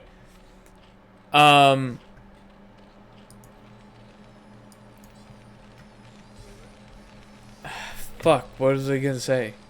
okay. I'll take it from here. Thank you, brother. We got George Gnome doesn't look like he's going for a factory. This is kind of crazy because you guys led me on here. Law, what is your opinion on, because we see the 2 hatch lair, like he's not throwing down a 3rd hatch probably. We see the 2 hatch lair. If he, let's just say he goes for standard 2 hatch muta, Law, you're a Terran, right? Am I Well, I'm gonna have to stop you there because he's gonna get a 3rd. Like, take a look at the drone. Oh Top shit. right. God damn it, dude. It happened again. It happened again, fellas. And well, we'll see if he makes the layer right away once he gets 100. So he does. So it's like a 2.5 hatch, but with like an on base, like the 0.5 one will probably be okay. Well, maybe I don't know. No, wait, maybe he's using it as a scouting drone. But, Oh, he why? doesn't see the command center coming down with his overlord. That's why. He doesn't see anything with his overlord. Finally, just now scouts the SEV as it's building the bunker. But JustDale did not know where George Gnome was at, and you can see the drone going home as he gets that scout off. Okay, that's kind of crazy. So I guess you were right. Probably 2 hatch. George Gnome doing what's probably my all-time favorite move here. Very underrated move in just about any matchup. You take your scouting worker and you put it in the corner of their base, and then right as it's time to figure out what the turning point of their build is, you just run the worker back into the main. It's risk-free. It's risk-free, and you get a huge advantage here. Just knowing what the build is. Well, not a huge advantage, because it's fucking 2 hatch muta, like a standard fucking build. It does actually give you, like, I mean, it's not like game ending, but it does actually give you a significant advantage because you can delay your comm stats, but not like he's going to do that anyway because he's going like factory. But if it was a standard, let's say like TVZ and Terran went bio, you can delay your scans, which is huge because I think each scan takes 2 SCVs. Like, it reduces your worker count by 2 per scan, so it's 4 extra workers. Okay, I'm sorry, I'm lagging.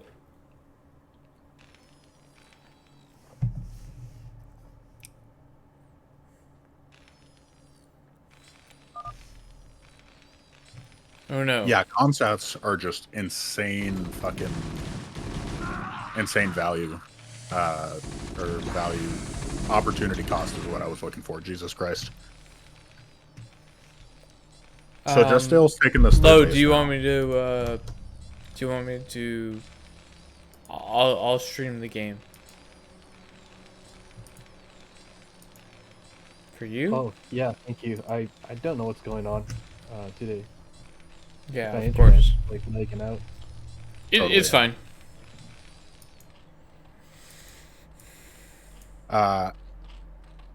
Okay, so we see this 3rd base. This is just a normal ass. He takes it after the Spire, so it's still normal 2 hatch muta. I don't know dick about this matchup, but I can tell you that only having 3 mutas when the Spire first pops is not ideal here. JustDale seemed like he kind of had the macro on point in his game versus Flizzardo.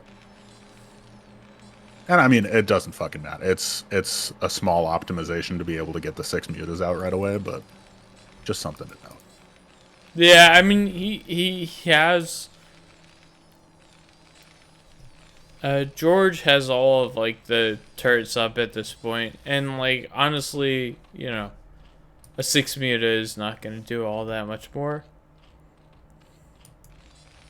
Yeah, something's wrong with like JustDale for sure. Like his build, like the mutas are so late, and George has all the defense he needs already. He's going for a 1-1-1 build. I bet that's a vessel. Probably gonna get irradiate when he can. Yeah, it's a vessel. Yeah. Yeah, and the crazy thing about this 1-1-1 is that he didn't do like factory starport and command center. He just like took it. He took command center and then factory. So he got away with the most greedy version possible. And I was gonna say this build seems so insanely fragile, but the mutas, like you said, are a little bit late, and there's just not a great area to punish here. You know, he can go down and with some super sick muta micro might be able to do some damage on an area where the Marines are not. But let's keep it real for a second. It's a big ask to have very good muta micro while also being able to keep up your build at home. So unless he's going all in on mutas, which it does not look like it, he's making drones at home. I would be very surprised to see J-Dong level muta micro come out. Yeah, I mean, so he has like about 10 mutas in this group right now. With an 11th coming down. there's a silver lining for JustDale though. His drone count is insanely good. But yeah, once this irradiate hits, it's gonna hit so hard. Like all his mutas are gonna like shrivel up from from that one irradiate. So. Yeah, and it looks like he's going straight for Hive. I don't see a Hydra Den anywhere, so this irradiate, if these mutas just die to the irradiate, it's going to be extremely hard to hold the counter push from George Gnome. You can see he really just wants to get those Ultralisks up, but I don't know if he's going to have time. Yeah, if he loses the Mutalist, like, because of the irradiate, George can just basically walk across the map and, you know, it's going to be game. How close are we to having a... Has he researched it already? I'm sure he's researched it already, right? Oh my god. Yeah, there it goes. Yeah. Pretty nice split. Yeah, LeaSt, I was going to say, like, that was really good. Like, that could have gone so much worse. That could have gone a lot worse, for sure. And yeah, he's really doing what he needs to do to distract Terran long enough. Let's keep it real. Zerg can't fight straight up at this point. And he's not going to be able to take a fight at home either, because he's not going for lurkers. So it's super crucial that JustDale distracts George Gnome for as long as possible in this situation. We're about to have 2 irradiates. The original science vessel back up to 70, and the second science vessel just now getting irradiate energy as well. Yeah. So this could be the point. I heard a scan go off, but I'm not exactly sure where he scanned. Because if George knows that this is like a rush to Ultralisk, he should move out right away. He should. I mean, he has vessels and everything, and, you know, a good amount of Marine medic. I'm afraid that if he sits in his base for too much longer, he's gonna give JustDale the time, you know, that he needs to get out his high-powered Hive units. Is he going Ultralisk? Can you take a look at his base, please? He is going Ultralisk, yes. Okay. Yeah, and the Ultralisk Cavern already halfway done. Sorry, you go, Law. I apologize. Oh, no worries. It's just, like, George had a fantastic opening, but his timing is slipping away. Like, he's moving out now, and I see mass sunks coming out. It might actually be too late, though. He might be able to hold it just with the sunks. I feel like he missed his timing, kind of. A lot of Scourge trying to take out these science vessels. Let's see if they do. We lose 1 science vessel. Able to save... Oh my god. Okay, I thought for sure he was going to save at least 2 science vessels. Doesn't really... I mean, where are the mutas? Where are the mutas? There they are. Can we get an irradiate off on these mutas? Think...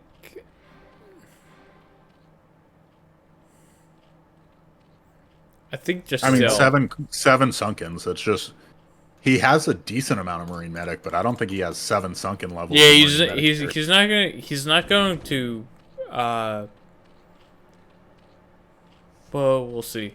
But he's not gonna bust, obviously. But obviously, he missed Well, the he time loses. the third vessel. He's bringing up more Marine Medic, but here's the thing: if he had saved those triple vessels, he probably would have had like 3D matrices by now, and he would be able to bust this like 100%. But losing those vessels really hurt, and I don't know. I think he has enough to bust, but I mean it's gonna be close. It's gotta go now though. If he's gonna go, it's too late. First Ultralisk is out. The Ultralisk will soak up infinity like Marine shots, and he's only got +1 as well. Good pick off on these noodles. But yeah, no, And he does decide to go try and bust, but again, will he be able to? We're seeing a couple Sunkens fall, and somehow some of these Sunkens seem to have the shortest range of all time, but it's just going to be enough. Like you said, that Ultralisk soaking up so much Marine damage. no. But I mean, I think he came out ahead there, like with the Mutalisks. Terran is like super dead now. Like Zerg has 4 gas. Okay, I say super dead, but like like anything can happen, right? Assuming they both play, a standard game from now, and no crazy things happen, the Zerg should take the game. What's the upgrades on the Marine Medic? 1-1 on the Marines, and How about for Zerg? Zerg is 1-0. 1 armor, 0 melee. Okay, yeah. So Terran's timing is definitely past. Once the Zerg gets that kindness plating for the Ultralisk, and they get like +1, just armor, it's too much. You need +2 at least attack for your infantry, for Terran, to be able to even contest this.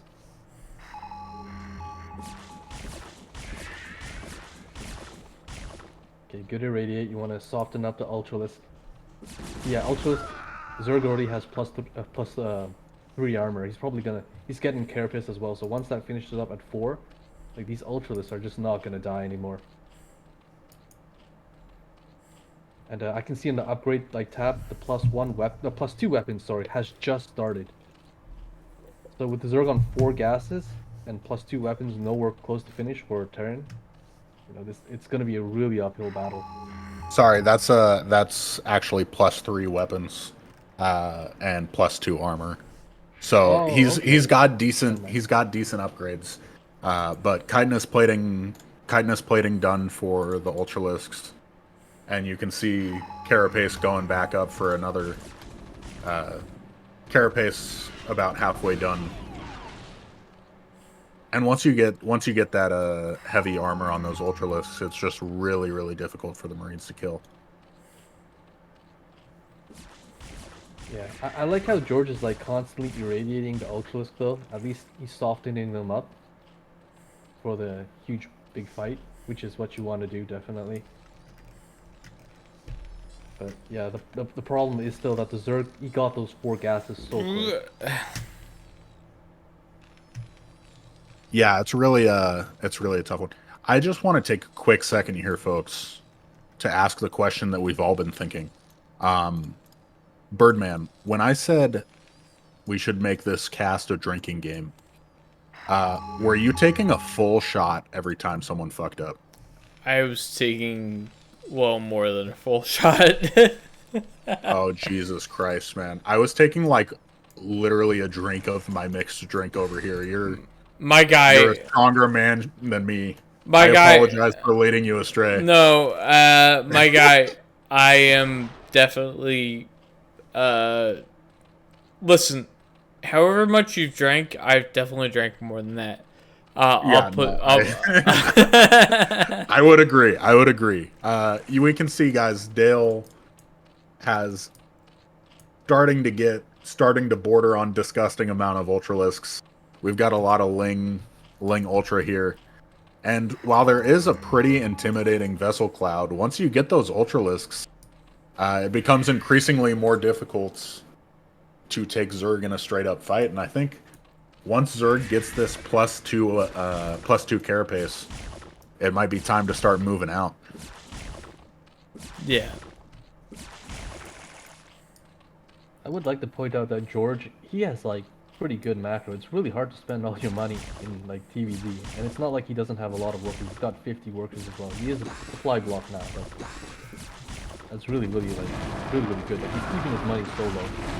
Okay, here's the huge attack. And he's also doing a really good job focusing down these Ultralisks, but now that the Zerglings finally come in, it's going to be much, much tougher. Yeah, it's just too much Zerg. And Ultralisk just... Oh my god, is it though? Is it though? This is crazy! Holy shit. No, Zerg's gonna clean up now. He's gonna clean up. I... Radiant's gonna kill the... Bro! If Zerg doesn't matchup clean is up crazy. here... I don't understand this matchup at all. Yeah, so, anyway, Zerg cleans up. I think they have enough to push across the map now. I mean, this Ultralisk only has 7 health left. So it seems... And battle cruisers are coming. Yeah, this is a... I don't know, George Gnome seems like he is doing as best as he can, considering. He definitely... It's tough to win this matchup when you are going SK Terran and then the Zerg just kind of gets 4 bases. But like LeaSt said, he has really good macro. He's just kind of building the shit. Yeah, but like, at this point, is this at this point, like, does like Zerg? I mean, they just build Ultras, and then Terran builds BCs, and like, I mean, what is he? Ultras don't shoot up, you know. I'm gonna have to drink for that one. But however, I would like to say, Birdman, you should not drink to that one. No, because he's just... We're running through the third multiple times without taking any damage. Oh my god, these Scourge. We just can't be losing our precious BCs like that. Ultralisk's coming in here. Like he's attacking the factory. He took a ton of damage just by like clicking on the factory. Guys, what? And they were softened up by running through the 6 o'clock as well, remember? Is this the most insane group of all time? Can we get... These Scourge are doing some work on the battle cruisers. However, the classic Scourge move of taking 27 Scourge to kill 1 air unit just happened on one of those BCs, so we still have 2 left. There's still an insane Vessel Cloud. Okay, 6, I guess, is not an insane Vessel Cloud, but it's a good Vessel Cloud. George Gnome's spending so much fucking money. JustDale has a bunch. I would love to see him just pump out an ungodly amount of cows right now, but he doesn't really have any macro hatches. Yeah, if he just had a couple more hatcheries. I know it's not nearly as important in this matchup as it is in ZVP. But if you can't spend your money, especially at a lower level, just fucking pop down those hatcheries, man. You gotta have that production. But yeah, JustDale taking a 5th base here. The supplies are even. Feels like that's not really a good situation for George. Bunch of Ultralisks back out. Excuse me. Yeah, he's gonna hit the 6 o'clock with that huge Zerg army, and if George loses the 6 o'clock, I don't think he has the money to continue to fight the Zerg. Yeah, it looks like, yeah, JustDale, he's setting up to hit the 6 o'clock of Terran. And you can take a look at the 6 o'clock. It seems intimidating with 3 bunkers, but we only have 1 bunker full of Marines. JustDale gonna go in for the attack, and again, we only have 4 Marines worth of damage here. This base could and should be forfeit. A lot of vessels coming in, but vessels can't attack. So what are we really gonna do here, folks? Oh my god. Are we gonna... If he loses... Okay. He kills the CC. That's good. He kills the CC. That's really good. And then he goes away. I would have thought it would have been nice to kill all the SEVs, but I guess, honestly, JustDale might just be a step ahead of me here because the other 2 bases are mined out. So really, it doesn't matter how many SEVs you have if you don't have that third command center down. Yeah, I mean, if you're containing them to 2 bases, then like who cares, right? You just kill the TC, you know. Kind of Yeah, I'm imagine with you, man. Flizzardo. Like you just need like enough probes for one base. If you're not gonna have more than one base. That's facts. That's facts. And JustDale really hitting his stride here. He's just doing a good job. He's continuing to take bases. He's continuing to macro up. And although, like we said, George was doing a great job at spending his money, and he is looking to take a 4th base here to hopefully continue to bring more money in. Oh my god, this Zergling. What a douchebag. There is nothing that feels worse than having a burrowed unit block your town hall building. We do get it down, though. We do get it down. George starts mining. He's still not returned the SEVs to the 6 o'clock base, so he's essentially on 1 mining base at this point until he returns some SEVs over there. If you look at the top right, there's like, I think George is using the top right. Yeah, look at that. Oh, Look at yeah. the battlecruiser fleet. The battle He cruiser made it. fleet. Holy shit.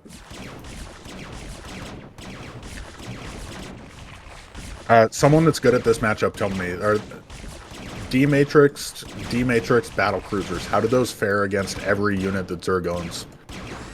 Well, they're good against everything, man. But I mean, let's look at the Terran Natural. Huge counterattack by Zerg. I mean, this might be game ending though. I mean, like you can kill the top right, but if Zerg kills all his production, the game is still over. Yeah, this is a great play from JustDale, and all of George's army was out of position trying to defend that expansion at 9 o'clock. And if you just can't make any units, you can't win the game. You got to make the units to win the game. That's what I always say, folks. Insane amount of Ultralisks. You're just not going to kill this with the army that you have left, especially not having to push up a ramp. And he is not even... I thought he was going to be bringing some of his army back, but unfortunately not. You know, it's one of those panic situations. Yeah, the battle cruisers are doing a ton of work at top right, but they are flagged, so they will be taken out shortly. And yeah, I think we're just probably waiting for George to, you know, to tap out at this point.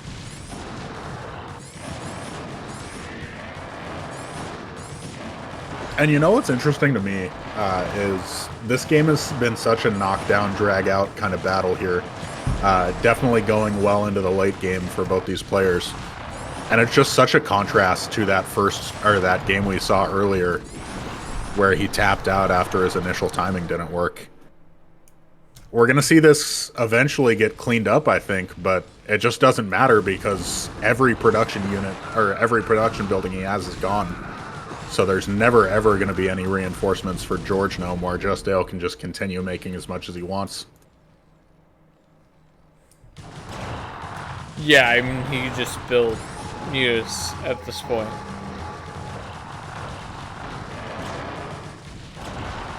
Disattack, LeaSt out here with the fundamentals. I gotta say, out of everyone watching this stream right now, Disattack has got to be at least top 3 of my favorite people in this stream. Can we get a response? He gave me the hard response. That was kind of a backhander, my guy. Yeah, JustDale doing a great job. He's taking out this 6 o'clock base. There was nothing really at the 6 o'clock base. And just kind of cleaning the game up at this point, you know? Once the main was forfeit, it was kind of all ogre. Yeah, I mean, we're looking at layers for this shit. Yeah. Thank you, Disattack, for sticking around for Drunk Me, and yeah, obviously Mr. LeaSt, who is challenging me to drinking games when I'm already at a disadvantage. Oh shit, was that the last game? I think we got a couple more. Oh, okay. Okay. You're starting to say your thank yous. I was like, Jesus, man, I showed up too late.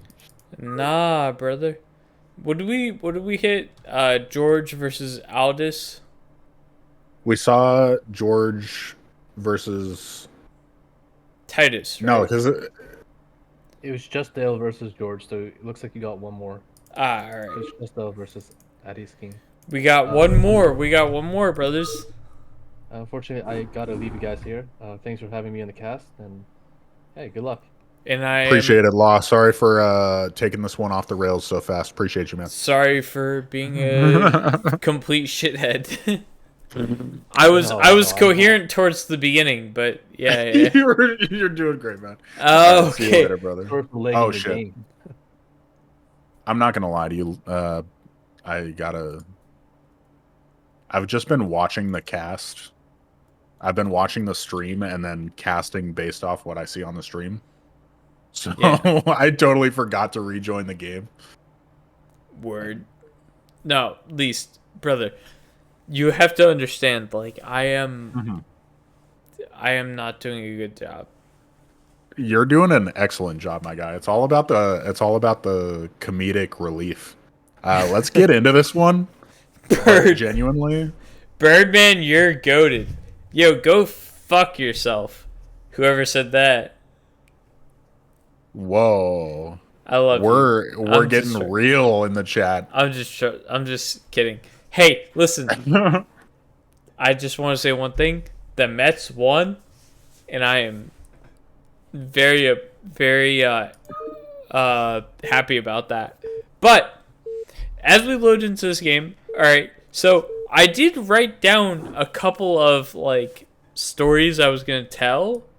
Now that we have our blue or our red. We've got our red Zerg in the top right. It's JustDale. We have our blue Protoss player in the bottom right. It is Altitus. Now, I did have a couple of stories to tell the stream in between action. Now,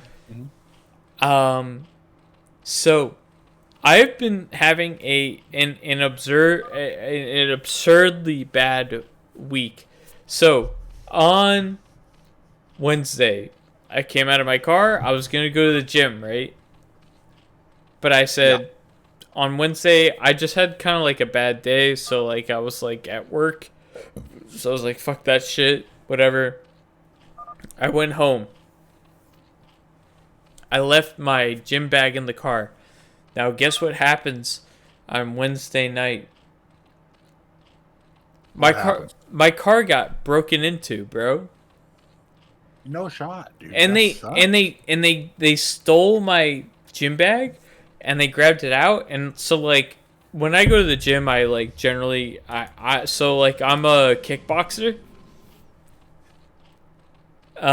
So like I had like shin guards and like all that shit. You know, so like I, basically like, I don't like bring this shit to like the other people's, but like at the end of the day, like, bro, I'm a martial artist. Like I'll fuck you up, if you like step to me, Yeah.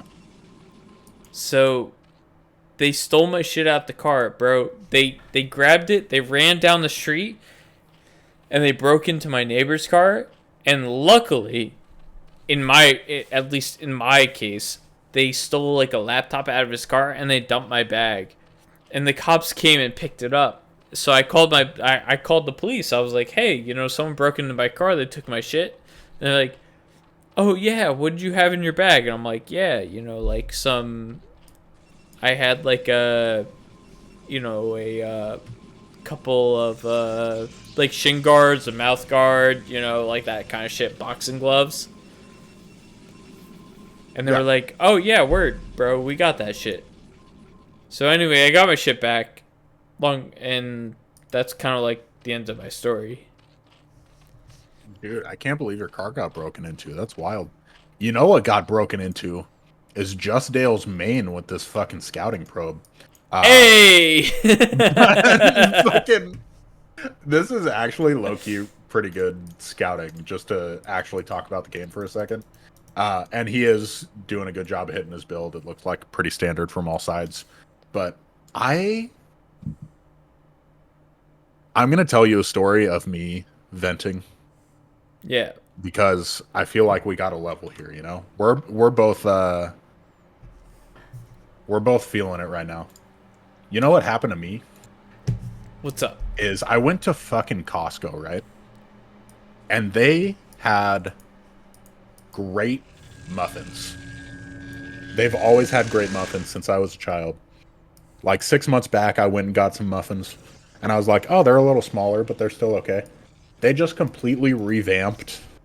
Just like less than a month ago, they revamped the muffins, right? And the shit is not good anymore.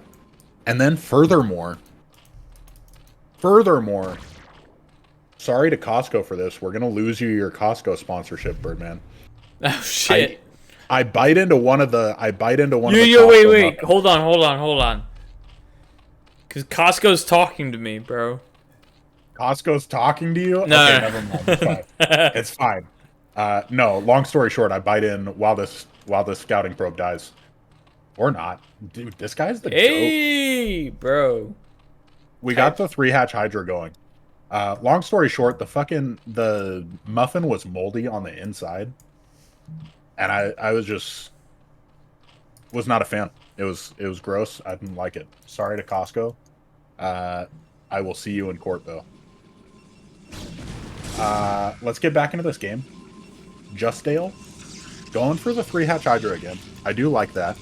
He's droning up pretty well. We're starting to see the Hydra production come out. And the upgrades. However, our boy Atiltus has gone Stargateless, which is extremely good against 3-hatch Hydra. It's very hard to strike a balance where you can drone back up and get into a longer game without just dying. I want to see what this drone... Yeah, so we're dropping... He drops the third gateway drop, cancels it, then builds the third gateway again. And a fourth gateway. So we're going to have a 4 gateway against a, just like Hydra Zerg, which is interesting, of course, because obviously I don't think you're ever going to bust this.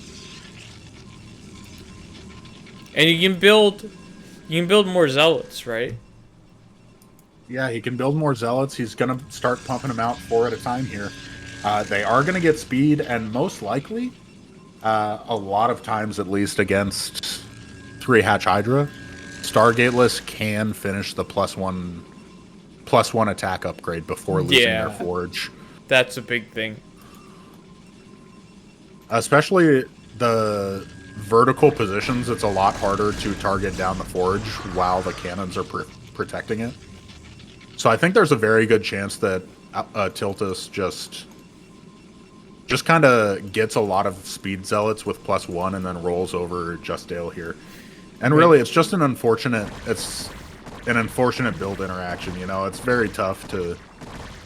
Yeah, I mean, already he has 9 zealots against 3 Hydras, which, like, obviously, that is pretty fucked for the Hydra player. And Tiltus is gonna walk out with his 11 Hydras and his 1 probe. The probe is gonna walk back, obviously, because that was a mistake, but they're gonna walk across the map, and holy fuck, I mean, like, this is a lot of zealots, right? I mean, this is just so many zealots, and there's not. JustDale doesn't have enough Hydras to hold this, I don't think, but even if he did, he doesn't have enough drones to hold the follow-up. So this is exactly the tough kind of situation that you get in when you're playing 3-hatch Hydra against no Stargate. We can see, oh, he's doing a great move here. He's sending zealots up into the main.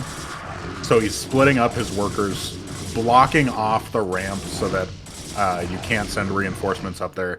And it's just game over. Atiltus really pulling out the strong builds, really pulling out the solid macro, hitting a great timing against this 3-hatch Hydra. Yeah, and really all he has to do is micro these zealots in here. Yeah, and the Hydralisk Den goes down, so now, if anything, he's going to be pumping out some Zerglings that'll quickly die against these +1 upgraded Zealots. Does anyone else think Protoss is just easy? I mean, that's why I play them. This guy just kind of made the Zealots and then walked them across the map. It's like no skill required. GG called from JustDale. No, genuinely, this is when I try and off-race a Zerg, which is rarely, because Zerg is hard. I do not go 3-hatch Hydra because there's a lot of situations where it's tough to balance drones and army, and that's just one of the situations. I think that's the group. We got the Flizzardo games. You said you got the BugsBunny games already? Yeah, so that was it. Yeah, no, we won. We did it. We won. We did it. Fellas, we appreciate you tuning in. Distaco, fuck you. Win, question mark? We won. Disattack?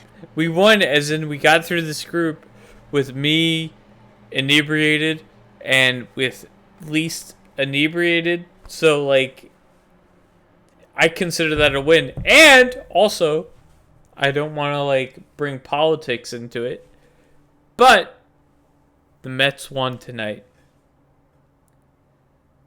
How could you say something so controversial yet so brave? And if the Mets win tomorrow night, teams that have brought back a 3-1 disadvantage to a 3-3 disadvantage, do you want to know what their record is? I'm gonna say 90% or higher. 14-6. Okay, not quite 90%, but that's pretty good though. So, if the Mets win on Sunday, they have a whatever it is, like 80%. Good night, Disattack. I appreciate you tuning into the cast again. Love y'all. Peace. Peace, brothers. Hey, if you made it this far, you're a real one. Yeah, I mean, if you made it through me being a fucking delusional asshole. But brother, let's turn the stream off. Love y'all. Anyway, good night. Have a good night, guys. If I could fucking alt tab and then hit the stop stream button. Good night, everybody. Love y'all.